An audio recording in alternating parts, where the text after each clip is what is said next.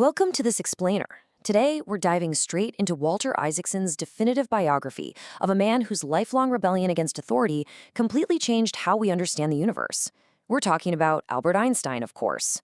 But as we're going to see, the actual man behind that messy hair and those legendary equations was way more complex, contradictory, and honestly, fascinating than the myth we all know. Here is our roadmap. We're going to cover the rebellious mind, rewriting the universe, the reluctant celebrity, seeking cosmic order, and finally, champion for humanity. Let's get right into it. Section 1, the rebellious mind, the spark of genius. It's actually wild to think about, but his early slow speech development, it literally gave him time to think in pictures instead of words. Combine that with his absolute wonder over a simple magnetic compass, a deep love for the harmony of the violin, and a flat-out rejection of strict authoritarian German schooling, well, you end up with a mind uniquely wired to question the basic assumptions of reality that everyone else just took for granted. Einstein himself put it beautifully. He said, "I believe that love is a better teacher than a sense of duty, at least for me."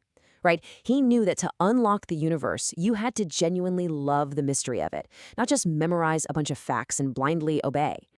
But he definitely didn't do it alone. Before he broke the laws of physics, he leaned heavily on his first wife, Mileva Maric. She was a fellow physics student and an absolutely vital sounding board for his early, groundbreaking ideas.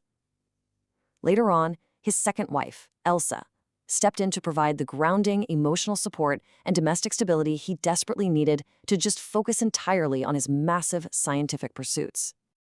Moving on to Section 2, Rewriting the Universe, the Miracle Year. The sheer speed of his discoveries is just staggering. 1905 is quite literally known as his miracle year because he dropped 4 world-changing papers. Fast forward to 1915, he completely redefines gravity with general relativity. Then bam, 1919 hits, a solar eclipse actually proves his theories right, and he skyrockets to absolute global fame. Let's zoom in on 1905 for a second. In one single year, a mind totally free of conventional boundaries basically reshaped physics. He proved that atoms mathematically exist through Brownian motion. He figured out light is made of discrete energy packets, or photons, via the photoelectric effect. Oh, and he casually introduced special relativity, giving us spacetime and, the most famous equation in history, E=mc². Just an unbelievable 12 months. So how do you even define something as abstract as spacetime? Well, imagine his famous thought experiment. Picture an elevator accelerating through empty space. That brilliant visual helped him realize that gravity isn't some invisible magnetic-like pull. It's the actual, literal curvature of space and time caused by mass and energy. He basically used his imagination to bend the rules of the universe. He summed up that intense momentum so perfectly when he said, "Life is like riding a bicycle. To keep your balance, you must keep moving." He simply never stopped pushing the boundaries of what we know. All right, Section 3. The reluctant celebrity, the irony of authority. And here is where the profound irony really sets in. He captured it perfectly. To punish me for my contempt for authority, fate made me an authority myself. Think about it. The ultimate rebel had suddenly become the world's most famous icon. With the wild hair and the witty quotes, he really struggled to balance his deep craving for quiet solitude with the crushing demands of his massive new global platform. And as this new scientific authority, he completely clashed with the incoming wave of quantum physics. See, Einstein deeply believed in a Spinoza universe, one that was causally determined, beautifully elegant, and totally predictable. But the new Copenhagen interpretation of quantum mechanics, it argued that the microscopic universe was fundamentally probabilistic, uncertain, even changed by the mere act of observation. Which brings us to his legendary philosophical pushback. God does not play dice.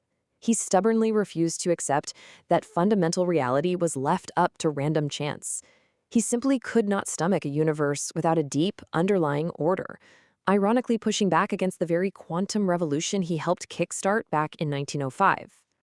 Section 4, Seeking Cosmic Order, the Final Pursuit. For the last 30 years of his life, he was basically chasing a white whale, a unified field theory. He wanted to tie gravity and electromagnetism together into one perfectly elegant mathematical framework. He called it a cosmic religion, this total awe at the harmony of nature. And sure, he didn't quite crack it during his lifetime, but that relentless, inspiring quest completely set the stage for the major goals of modern physics we're still chasing today. And finally, Section 5, Champion for Humanity, the Refugee. While he was looking for peace and order in physics, the real world was falling apart.